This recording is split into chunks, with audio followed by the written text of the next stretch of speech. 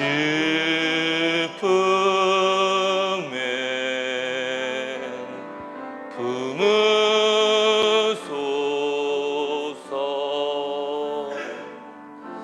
능력에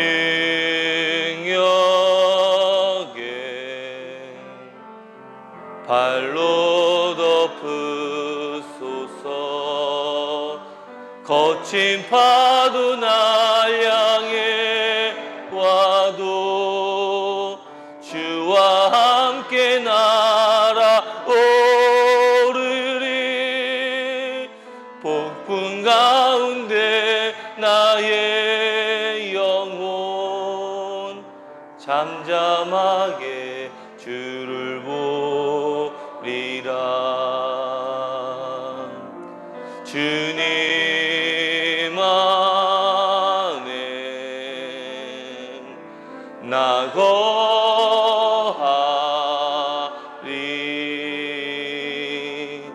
주는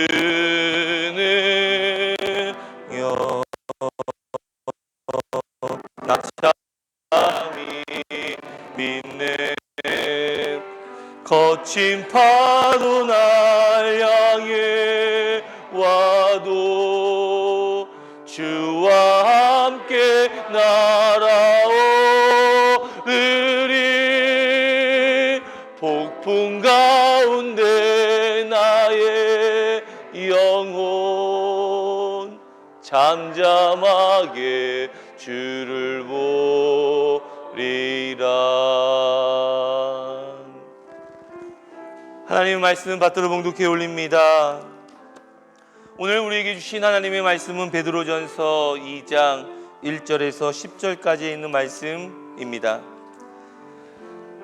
제가 여러분을 대신해서 하나님의 귀한 말씀 받들어 봉독해 올립니다. 그러므로 모든 악독과 모든 기만과 외식과 시기와 모든 비방하는 말을 버리고 갓난 아기들 같이 순전하고 신령한 젖을 사모하라. 이는 그로 말미암아 너희로 구원에 이르도록 자라게 하려 함이라. 너희가 주의 인자하심을 맛보았으면 그리하라. 사람에게는 버림바 되었으나 하나님께는 택하심을 입은 보배로운 산돌이신 예수께 나아가 너희도 산돌같이 신령한 집으로 세워지고 예수 그리스도로 말미암아 하나님이 기쁘게 받으실 신령한 제사를 드릴 거룩한 제사장이 될지니라. 성경에 기록되었으되 보라 내가 택한 보배로운 모퉁이 돌을 시온에 두노니 그를 믿는 자는 부끄러움을 당하지 아니하리라 하였으니 그러므로 믿는 너희에게 보배이나 믿지 아니하는 자에게는 건축자들의 버린 그 돌이 모퉁이의 머릿돌이 되고 또한 부딪히는 돌과 걸려 넘어지게 하는 바위가 되었다 하였느니라. 그들이 말씀을 순종하지 아니함으로 넘어지나니 이는 그들을 이렇게 정하신 것이라.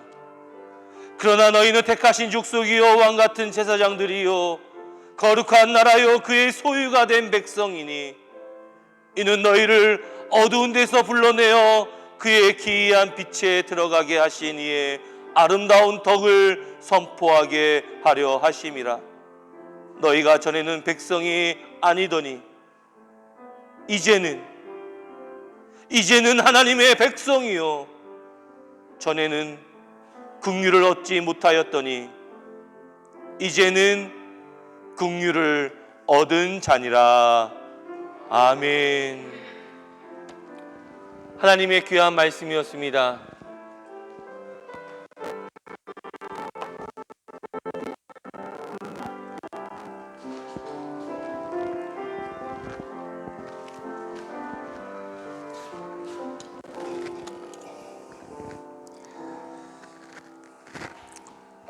할렐루야. 자, 우리 말씀을 통해서 함께 은혜를 나눠보도록 하겠습니다. 오늘 셋째 주죠.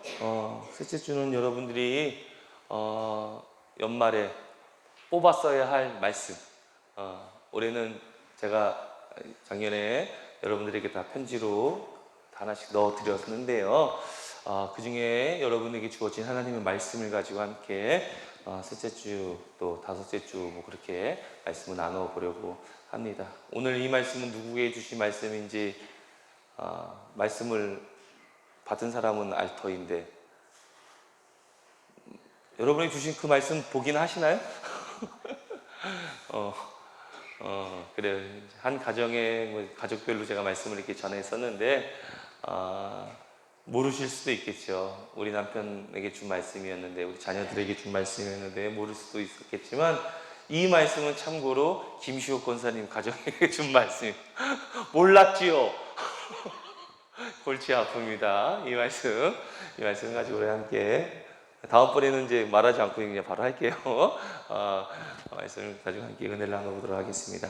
자, 여러분들 그 은혜 받은 까치 이야기 아시죠? 은혜 받은 까치. 은혜 받은 까치 몰라요?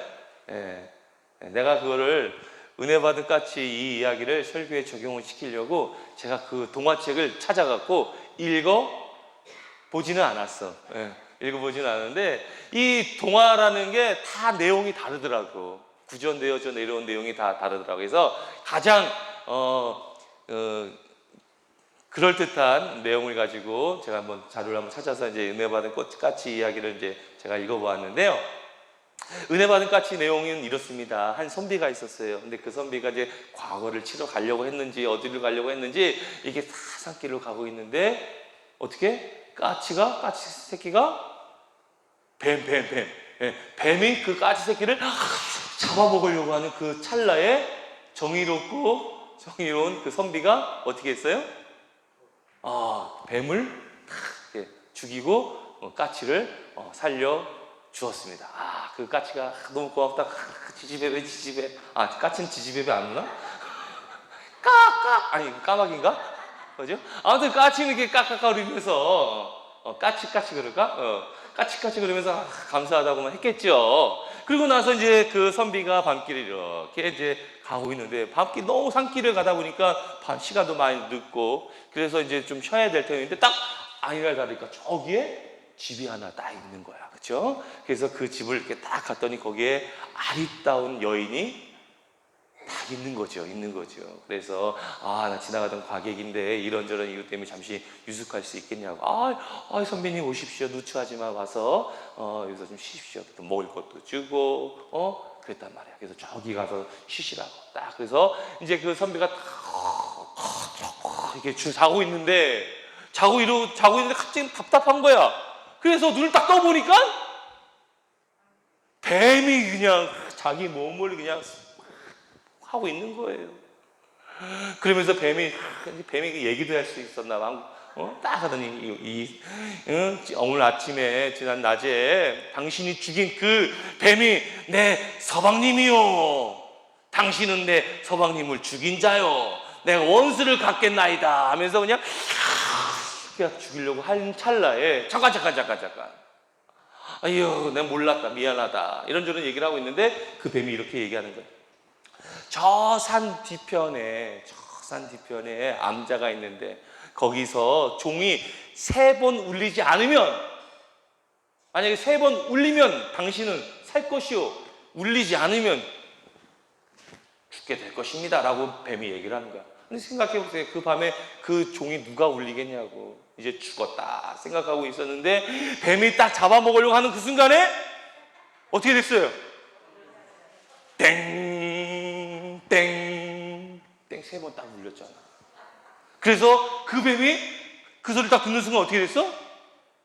여기서부터 이제 중요한데 어떤 책은 저렇다 이렇다 하는데 원문에 의하면 이렇다고 하더라고. 그 뱀이 그 종소리를 딱 3번 딱 듣는 순간에 뱀에서 용이 되어서 하늘로 승천해 올라갔다는 거야. 그러니까 생각해보세요. 하늘로 승천해 올라갈 정도의 뱀의 공력이 있어야지 사람 말도 할 줄 알고 사람으로도 변신하고 그럴 거 아니에요? 그래서 그 3번이 딱 울리는 순간에 뱀이 용으로 변해서 하늘로 올라가고 선비는 살게 되었다는 거야. 그래서 생각해보니까 아니 이 밤중에 어떻게 저 암자에서 종소리가 날 수 있을까? 그래서 날이 밝아갖고 거기에 다 갔더니 그 암자의 종이 있었는데 그 종 밑에 뭐가 있어요? 까치. 어떻게 그렇게 잘하셔? 예. 지지배배 까치? 까까치? 까치까치 했던 그 까치가 딱 떨어져 있었던 거 보니까 까치 머리로 받아버린 거지. 그래서 종소리를 냈다. 그래서 그 선비가 아유 이렇게 은혜를 내가 그때 살려줬던 까치인 것 같은데 은혜를 갚기 위해서 이렇게 자신을 희생하면서 나에게 은혜를 갚았구나 라면서 이 이야기를 저렇게 전해갖고 오늘날까지 우리가 듣게 되었다는 거예요. 자, 그렇다면 이 이야기의 교훈이 뭘까요? 이 이야기의 교훈이 함부로 뱀을 죽여서는 안 되겠다? 아니야, 어떻게 해야 돼? 이 이야기의 교훈이 뭐야? 은혜를 받았다면 그 은혜를 받은 것으로 끝내는 것이 아니라 그 은혜를 어떻게? 갚아야 한다. 은혜를 갚는 것이 인지상정이다. 그것이 바로 이 이야기의 핵심 아니겠습니까? 그리고 이 이야기의 핵심에서 우리가 또 한 가지 알아야 할 것이 있는데 무엇이냐면, 자, 이 은혜를 받은 까치, 은혜를 갚은 이 까치의 행동 속에서 어떤 일들이 일어나냐면, 까치가 은혜를 갚았잖아요. 은혜를 갚았는가 동시에 어떤 일이 일어났습니까? 선비가 살았어요. 그리고 선비를 죽이려고 했던 그 뱀 어떻게 됐어? 용이 돼버렸어. 야, 그러니까 별 한두 개짜리 목사는 여기서 끝나. 그러나 나는 별이 몇 개야? 5개 목사는 거기서 한 걸음 더 나간다니까. 생각해 보세요. 은혜를 갚는 그 까치의 그 행위로 인해서, 은혜를 갚는 그 행위로 인해서 자신에게 은혜를 미쳤던 선비는 살았어요. 그리고 그와 동시에 그 선비를 해하려고 했던 그 뱀은 뭐가 된 거야? 용이 돼버렸다니까. 그래서 하늘로 승천해 올라갔다니까. 자, 은혜를 갚았던 그 까치의 행위를 통해서 이런 일들이 일어나게 되었다는 것입니다. 뱀이 용이 되었으니 결국은 뭐야? 뱀도 살린 거예요. 그렇죠? 은혜를 갚으려는 그 까치의 행위로 인해서 선비도 살고 뱀도 산 거란 말이야. 목사님, 근데 까치는 죽었잖아요. 그거 어떡하라는 겁니까? 내가 그렇게 물어볼 줄 알고 적어놨어. 뭐라고 적어놨냐? 이미 까치는 죽었어야 할 존재였죠. 그렇죠? 네. 까치는 이미 죽었어야 할 존재예요. 하지만 선비로 인해서 살았던 거야. 지금 무슨 말이냐면 죽었어야 할 그 까치의 그 다음의 생은 뭐야? 덤의 인생이라는 거죠. 한번 죽으려고 했던 그 사람들, 근데 살았어요. 병에 걸려 죽으려고 했던 그 사람들, 죽을 수밖에 없는 병에 걸렸음에도 불구하고 하나님의 기적으로 살았어. 그 다음에 그런 사람들이 하는 공통적인 이야기가 뭐야? 이후의 삶은 덤의 인생이에요 라고 이야기하잖아. 마찬가지예요.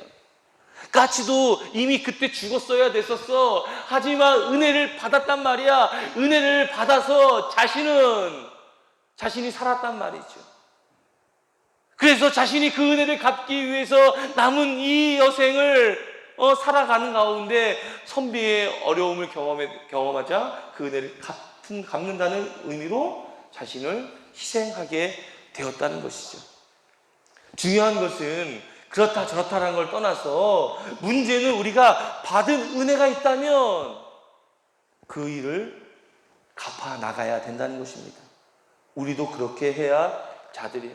또 한 걸음 더 나아가서 이미 우리가 하나님 죽을 수밖에 없었던 우리가 예수 그리스도의 보혈의 피로 구원을 받았단 말이죠. 이미 우리는 죽을 수밖에 없었던 존재요. 이미 죽은 자인데 예수님의 보혈의 피로 십자가를 의지하여 보혈의 피를 받은 우리들은 결국 그걸로 인해서 구원받아 새 사람이 되었잖아요. 이제 남은 여생은 덤의 인생이란 말이죠. 그래서 우리도 그 일을 하나님의 은혜를 갚아 나가는 자가 되어야 된다는 것입니다. 죄로 인해 죽음과 같은 삶을 살아야 할 우리들이 하나님의 은혜로 예수 그리스도를 믿는 그 믿음으로 우리는 구원을 받았어요. 이제 구원받은 삶을 살아가야 한다는 것입니다.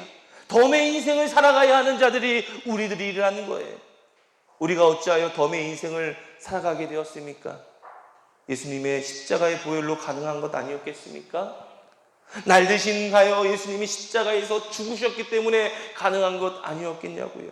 나의 죄를 위해서 예수님이 먼저 우리에게 은혜를 허락했기 때문에 가능한 것 아니었겠냐고요. 오늘 말씀의 제목처럼 주의 인자하심을 우리가 맛을 보았기 때문에 우리가 구원받은 것 아니었겠냐고요. 그럼 우리는 어찌해야 한다는 것입니까?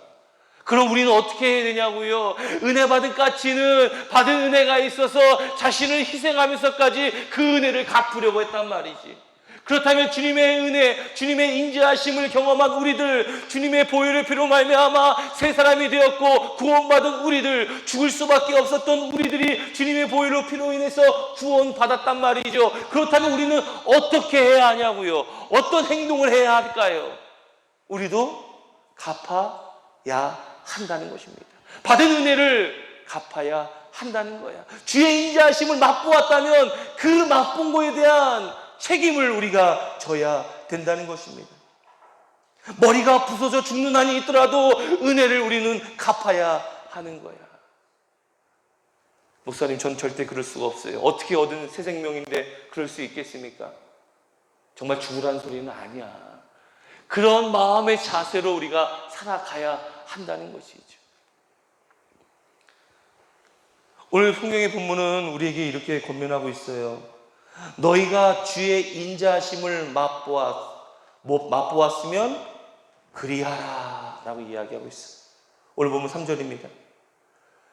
너희가 주의 인자하심을 맛보았으면 그렇게 하래요. 뭘 그렇게 하라는 겁니까? 모든 악독과 모든 기만과 외식과 시기와 모든 비방하는 말을 버리라는 거야.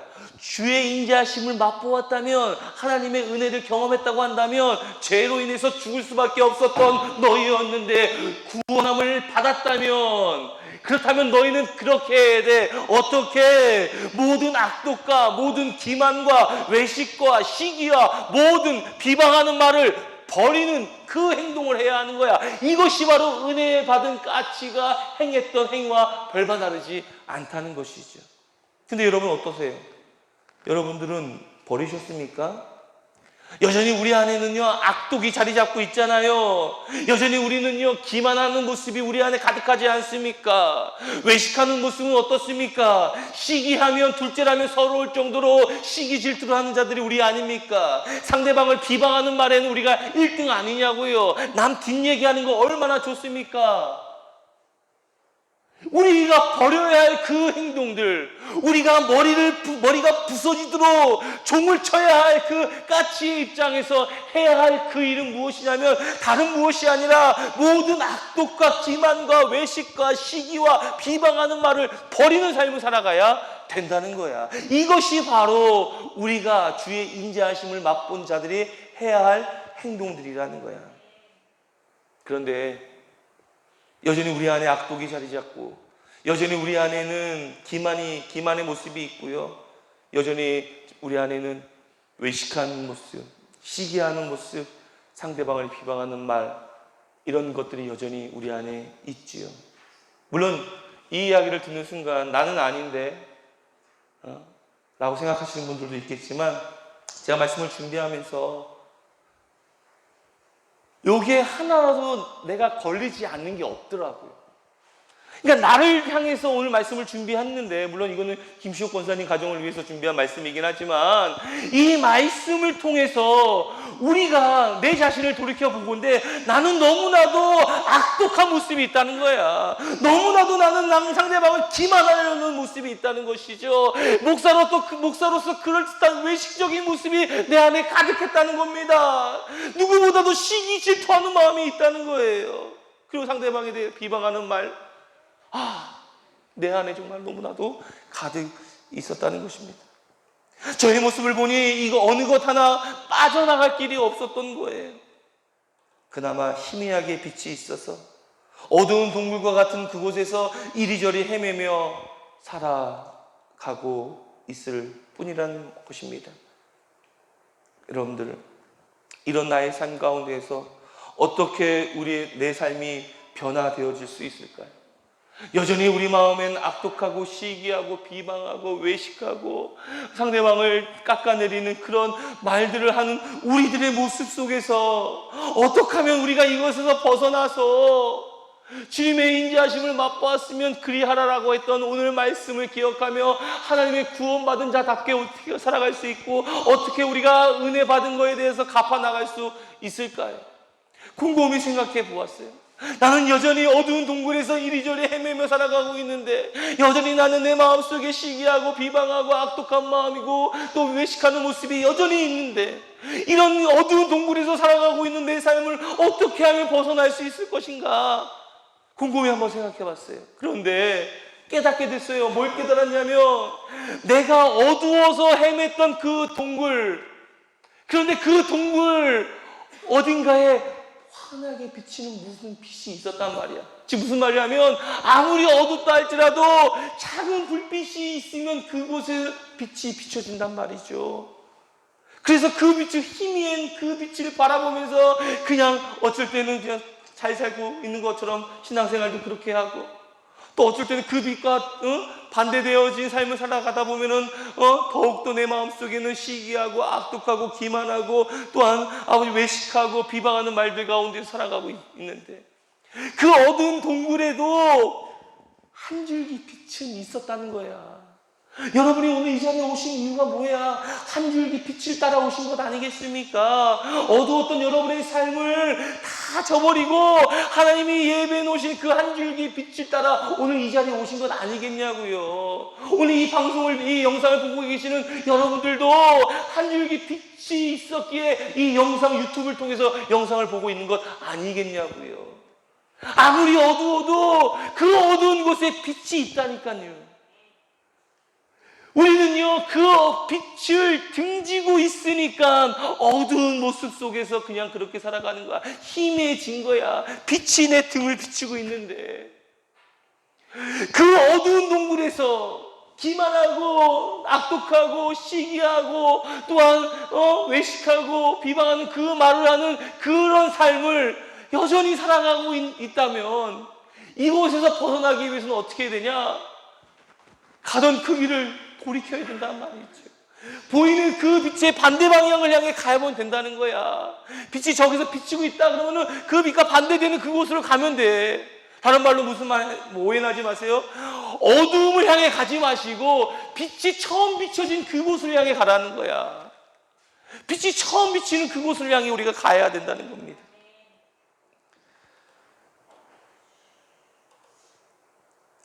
갈 길이 보이지 않는다면 우리는 몸을 돌려 조금 더 가야 한다는 거야. 갈 길이 보이지 않는 칠흑 같은 어둠이라고 한다면 희미하게 보이는 그 빛이 내 모습 가운데 나타났다고 한다면 우리는 그 몸을 돌려서 그 희미해진 그 빛을 향해 조금 더 한 걸음 한 걸음 걸어 나가야 된다는 겁니다. 희미하게 보였던 빛으로 동굴 이곳저곳 헤맬 수 있었던 것은 나의 등 뒤에서 비추고 있던 작은 불빛이 있었음을 우리는 알게 될 거라는 거예요. 때문에 우리는 앞만 보지 말고 등 뒤에서 비추고 있던 그 빛을 우리가 발견해야 할 것입니다.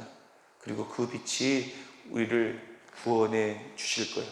그 빛이 바로 예수 그리스도이십니다. 그 빛을 우리가 바라보면서 그 빛을 향해 우리가 뚜벅뚜벅 걸어 나간다고 한다면 우리가 가던 길을 돌이켜서 그 빛이 비치는 그곳으로 가게 된다면 그 빛을 통하여 우리는 어두운 동굴에서 벗어날 수 있게 된다는 거야. 중요한 것은 우리가 몸을 돌려야 한다는 거야. 어두움을 향해서만 가면 안 돼. 몸을 돌려서 빛이 처음 비치는 그 빛을 향해 우리가 가야 된다는 거야. 우리가 몸을 돌려야 한다는 거야. 돌려야 한다는 거야. 중요한 것은 작은 불빛이 어디에서 비치고 있는지를 우리가 깨달아야 한다는 겁니다. 희미하게 보이는 그 빛, 내 등 뒤에도 지금 빛이 비치고 있었는데 그 빛이 근원이 저기에 있는데 희미하게 비춰지는 그곳만 향해서 그냥 살아가고 있으면 아무 의미 없어. 더 깊은 어둠으로 갈 수밖에 없는 거야. 우리가 등을 돌려서, 몸을 돌려서 처음 비친 그 빛을 향해 가야 된다는 거야. 중요한 것은 우리가 몸을 돌려야 한다는 것입니다. 그나마 어두웠던 우리의 삶 속에서 살아갈 수 있었던 것은 알지 못했던 작은 불빛이 있었기 때문이에요. 앞만 보면 빛의 근원을 발견할 수가 없어요. 몸을 돌려 내 앞에 비추고 있는 그 빛을 향해 한 걸음 나아간다면 어두운 동굴에서 우리는 빠져나갈 수 있는 거예요. 우리를 구원으로 인도해 주실 것입니다. 그러니 오늘 말씀처럼 순전하고 신령한 하나님의 말씀을 우리는 사모해야 한다는 거예요. 주님의 말씀은 내 발의 등이요 내 길의 빛이라 말씀하고 있습니다. 하나님의 말씀을 우리가 사모해야 한다는 거예요. 순전하고 신령한 하나님의 말씀을 사모하는 것이 내 발의 등이요 내 길의 빛이신 그 빛으로 말미암아 우리가 어두운 동굴에서 벗어날 수 있게 된다는 것입니다. 여전히 그 빛이 어디서부터 비롯되는지 알지 못하고 또 알려고 하지 않는 자들에게 여전히 어두운 동굴에서 그나마 살아갈 수 있는 빛을 우리에게 허락해 주셨어요. 오늘 본문의 말씀처럼 그냥 그런 버린 돌인 거예요. 하지만 그 버린 돌이 보배로운 모퉁이 돌이 되었다 성경은 이야기하고 있어요. 우리가 아무 생각 없이 그 돌멩이를 보면서 아 여기가 여기구나 어두운 동굴에서. 그런데 그 예수님께서는 하나님께서는 모든 사람들이 건축자들이 버렸던 그 돌을 들어서 보배로운 머릿돌로 삼아 주셨던 것처럼 우리가 미처 예수님에 대해서 알지 못하고 우리가 미처 구원이 무엇인지도 모르고 우리가 그냥 여전히 어두운 동굴에서 살면서 내 멋대로 살아가고 있지만 하나님께서 우리를 지극히 사랑하셔서 버린 이들의 건축자들이 버린 그 돌을 가지고 모퉁이 돌을 삼으셔서 우리를 구원케 하시고 우리를 인도하셔서 우리를 동굴 밖으로 끄집어내어 주시는 하나님의 은혜를 우리에게 허락해 주셨다는 거야. 그 빛 대신 예수님을 우리가 만나면, 그 빛 대신 예수님을 우리가 그리스도라고 고백한다면, 그 빛 대신 예수님을 나의 구주라고 고백을 한다면 우리는 어두운 동굴에서 더 이상 헤매며 살아가는 것이 아니라 찬란한 빛을 향해 우리가 살아갈 수 있게 되는 것이고, 우리가 가는 그 걸음걸음이 바로 우리를 구원해 주실 그 하나님에 대한 은혜를 갚는 행위란 말이지. 은혜를 갚은 까치가 머리를 종에다 부딪히는 그런 행위가 내가 그 빛을 향해 돌이켜 한 걸음 한 걸음 걸어가는 그 행위인 거예요. 이 과정이 어려워. 이 과정이 죽을 것만 같아. 하지만 우리는 그 길을 선택해야 될 것이고 그 길로 가야 될 줄 믿습니다. 자, 우리는 알지 않습니까? 그 보배로운 모퉁이 돌이 우리를 살린다는 거예요. 어두운 동굴을 비췄던 그 빛이 바로 나를 구원해 주신 빛임을 우리는 알기에 오늘 이 자리에 오신 것 아니겠습니까? 신령한 하나님의 말씀을 사모하는 자들이 우리 아닙니까? 주의 인자하심을 맛본 자들이 우리 아니겠냐고요. 신령한 하나님의 말씀을 사모하고 주의 인자하심을 맛본 자들이 이곳에 왔으니 하나님께서는 우리를 향해서 말씀하십니다. 뭐라 말씀하십니까? 너는 택한 족속이요 왕같은 제사장이라 우리에게 말씀하고 계십니다. 또한 너희들은 거룩한 나라라 라고 이야기하고 있습니다. 너희들은 바로 하나님의 소유된 백성이라고 이야기하고 있습니다.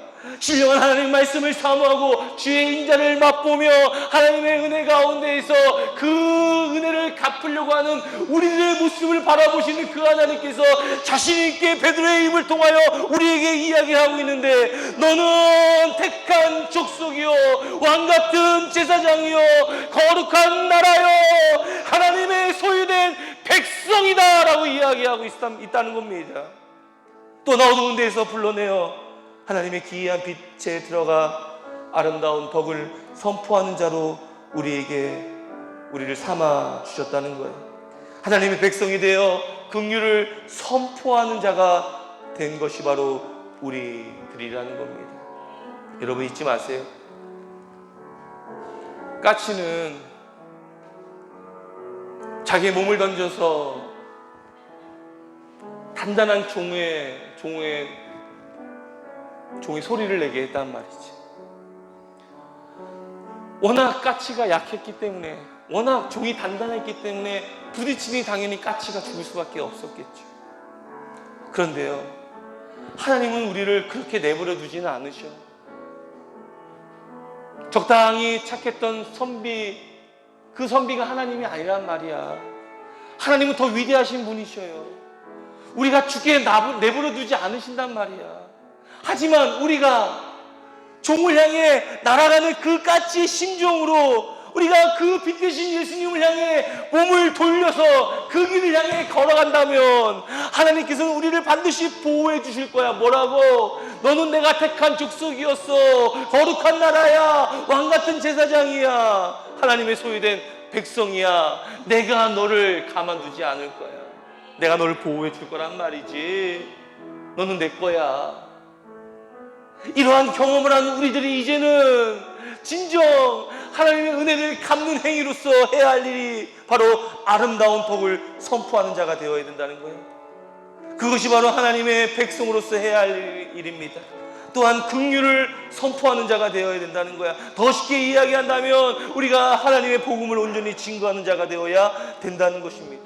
주의 인자하심을 맛보았다면 우리는 당연히 갚아야 할 것이고, 주의 인자하심을 맛보았다면 우리는 당연히 주님의 인자하심을 선포하는 자가 되어야 된다는 겁니다. 하나님의 백성이 되어 긍휼을 선포하는 자가 되어야 된다는 것입니다. 하나님의 자녀가 되어서 하나님의 빛의 덕을 선포하는 자가 되어야 된다는 것입니다. 이것이 바로 은혜를 받은 자들이 그 은혜를 갚는 행위라는 것이죠. 여러분은 하나님의 은혜를 받으셨습니까? 여러분은 하나님의 은혜 가운데 있으셨냐고요? 여러분의 가정은 하나님의 은혜 속에 있으십니까? 여러분들이 정말 죽었다가 살아나셨습니까? 지금 이후 예수 그리스도를 한 이후의 삶은 덤의 인생이신가요? 만일 그렇다고 한다면 설령 내가 죽는다 할지라도 하나님의 은혜를 갚는 마음으로 더 이상의 모든 악독과 더 이상의 모든 기만과 더 이상의 외식과 더 이상의 시기와 더 이상의 모든 비방하는 말을 버려야 됩니다. 그리고 우리는 하나님의 은혜 가운데서 하나님의 덕을 선포하는 자가 되어야 될 것이요, 하나님 백성이 되어서 긍휼을 선포하는 자가 되어야 된다는 것입니다. 그렇게 할 수 있어요. 신령하신 하나님의 말씀을 내가 받아들이면 가능한 것입니다. 하나님은 우리에게 말씀하고 계셔요. 너는 택한 족속이요, 왕같은 제사장이요, 거룩한 나라요, 하나님의 소유된 백성이라. 너 충분히 그렇게 할 수 있어 라고 우리에게 말씀하고 있습니다. 덤의 인생을 살아가는 자들임을 우리는 잊지 말아야 됩니다. 하나님의 긍휼을 선포하는 자가 될 때 하나님께 뿐만 아니라 내 주변인들에게도 영향력을 끼칠 수 있는 거예요. 하나님이 원하시는 그 길을 우리가 걸어가게 되면 하나님에게만 갚는 것이 아니라 은혜 갚은 까치가 뱀도 용으로 변화시켰던 것처럼 우리 주변의 사람들에게도 영향력을 미칠 수 있게 되는 거예요. 내가 변하면요, 내 자식놈들도 변하게 되는 거예요. 내가 변하면요, 내 주변의 거래처 사람들도 변하게 되어지는 겁니다. 내가 변하면요, 우리 교회에서 원수와 같았던 그 사람들도 변하게 되는 거예요. 은혜 갚은 그 까치 선비도 살렸고 뱀도 살린 것처럼 우리가 하나님의 말씀의 은혜를 갚으려는 그 애씀과 노력, 등을 돌려 빛을 향해 한 걸음 한 걸음 나아가면 구원받게 될 것이요, 구원해 주신 그 주님의 말씀을 사모하며 그 말씀을 선포하고 주님의 덕을 선포하는 자가 되어진다고 할 때 하나님께서는 하나님에게도 은혜를 갚은 것이요, 우리 주변 사람들에게도 은혜를 갚게 된다는 사실, 영향력을 미칠 수 있게 된다는 사실, 주님께서는 그렇게 우리가 살아갈 수 있다라고 말씀하고 계십니다. 특별히 오늘 이 말씀을 받아들이게 된 우리 김시옥 권사님 가정은 그런 가정이 되어야 된다는 거예요. 하나님 앞에 영광 돌리는 가정뿐만 아니라 주변 사람들에게도 영향력을 미칠 수 있는 그런 가정이 되라는 거예요. 주의 인자하심을 맛보았다면 우리도 마찬가지입니다. 주의 인자하심을 맛보았다면, 구원함을 받았다면 하나님뿐만 아니라 주변 사람들에게도 괜찮은 평가를 받는 자가 되어야 되는 거예요. 그러기 위해서 우리가 해야 할 일이 있잖아요. 성경에서 이야기한 것처럼 모든 악독과 모든 기만과 외식과 시기와 모든 비방하는 말들을 버려야 돼요. 여전히 내 안에 그런 모습이 있다고 한다면 우리는 회개해야 됩니다. 그리고 등을 돌려야 돼요. 빛 대신 예수님을 바라보며 그 빛을 따라 나가야지 어두운 동굴에서 벗어날 수 있는 거예요. 저기서 빛이 비친다고 어두운 동굴이 그나마 보인다고 그 동굴에서 난 여기가 좋습니다 라며 여전히 악독하고 시기하고 비방하고 또 외식하고 이런 삶을 살아가려고 한다면 더 이상 이런 삶은 아니라는 거야. 주님께서는 우리를 택한 족속이요 왕같은 제사장 거룩한 나라 내가 택한 백성이라고 말씀하고 계시는데 제사장이라고 말씀하는데 이런 우리를 하나님께서 불러주셨으니 그 부름에 응답하고 그 은혜를 갚는 까치의 심정으로 덤의 인생을 하나님 앞에 바칩니다 라고 했을 때 하나님은 우리를 살려주심과 동시에 하나님 앞에 영광이요 모든 이들에게도 괜찮은 평가를 받는 존재가 되어지고 주변이 살아나는 은혜가 우리에게 임하게 될 줄 믿습니다. 이러한 은혜를 경험하시는 저와 여러분이 되시기를 또 영상으로 시청하시고 계시는 여러분들과 함께 하시기를 주님의 이름으로 간절히 부탁드리겠습니다. 기도하겠습니다. 거룩하신 하나님 감사합니다. 주의 인자하심을 맛보았다면 그리하라 라고 말씀합니다. 모든 악독과 모든 기만과 외식과 시기와 모든 비방하는 말을 버리라 라고 이야기합니다. 우리 모습 가운데는 여전히 어두운 동굴을 헤매며 그곳에서 만족하며 살아갈 때가 있습니다. 허나 어디선가 보이는 그 빛을 우리가 온전히 바라볼 때 순전하고 신령한 하나님의 말씀을 내가 온전히 받아들일 때 주님께서 우리를 택하시고 우리를 거룩한 나라 하나님의 소유된 백성 택한 족속 왕같은 제사장으로 삼아 주셔서 주의 인자하심이 선포되어질 때 하나님 앞에 영광이요 내 주변 사람들에게도 은혜를 끼치는 삶을 살아가게 하여 주시옵소서. 이 일을 위해서 우리를 이곳에 불러주셨사오니 부름에 합당한 삶을 살아가는 우리 은하 모든 가족 되어지기를 주님 앞에 간절히 소원합니다. 성령님 우리와 함께하여 주셔서 우리에게 능력 허락하여 주시옵소서. 감사드리고 예수님의 이름으로 기도드리옵나이다. 아멘. 감사합니다. 우리 다 함께 일어나셔서 파송의 찬양 부르신 후 축도하고 예배 마치겠습니다.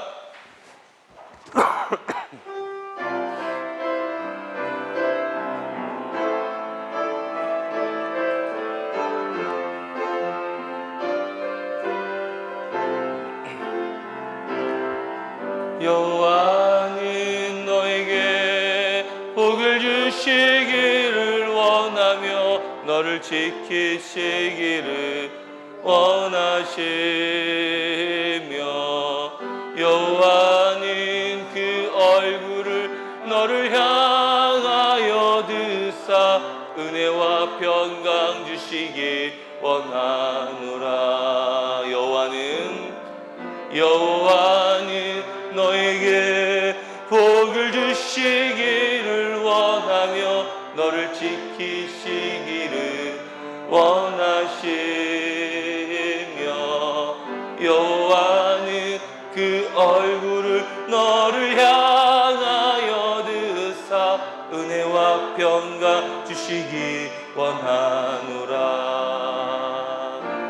너를 보배롭고 존귀하게 여기시는 하나님이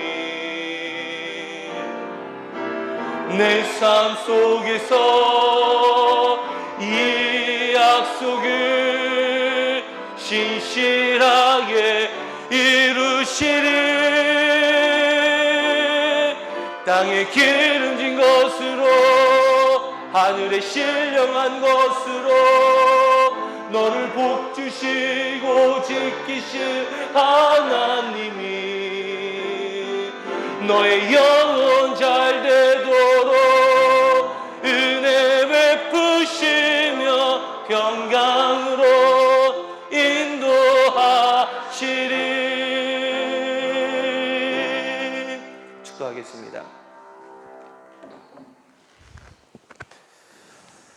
지금은 우리 주 예수 그리스도의 은혜와 아버지 하나님의 만극하신 사랑과 성령님의 감화 감동 내주 교통 충만하심이 지금으로부터 영원까지 함께 하옵시기를 간절히 축원드리옵나이다. 아멘.